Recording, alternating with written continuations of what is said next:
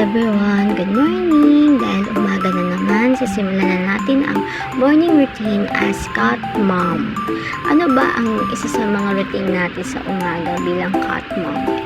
Di ang paglilinis ng litter box. Ayan, ang aking mga tsunakis dyan ay nakakulong dahil po ay sila ay pinakapun ko or spay para masigurado kung ang kanilang sugat ay hindi madumihan at hindi sila kung saan humihiga. Kinulong ko muna sila pansamantala. At bukod doon, sinisigurado ko din na malinis ang kanilang litter box. 3 years na ginagamit ng mga pusa ko ang Power Sand dahil kita nyo naman solid ang clamp niya, hindi nadudurog at talagang napakadaling linisin. Unlike doon sa ibang na-try namin noon pa is nadudurog, nagpuputik. Ito ay hindi. Kita nyo naman napakabilis linisin. Yung litter sand na yan is 3 times na nila yan napupuan, nawiwian. Pero tignan nyo naman, 'di ba?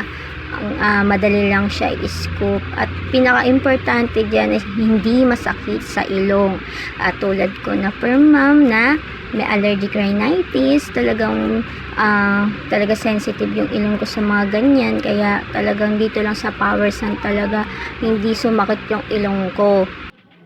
Yan, binalik na natin ang kanilang litter box at para magamit na ulit ng ating mga among pusa kills. Siyempre, yung mga naipon ko, ito na po yung naipon ko mga gold galing sa litter box nila. Hindi po yan isasama sa basura namin.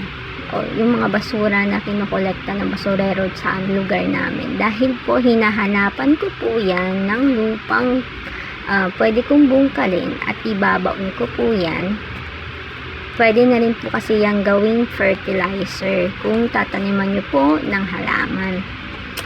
Safe po yan dahil organic naman. 2 years ko na rin ito ginagawa, lalo at malawak naman yung lote namin sa likod bahay. Yan, dyan ko siya napiling ibaon. Diba? Kita nyo naman yung yung lupa dyan.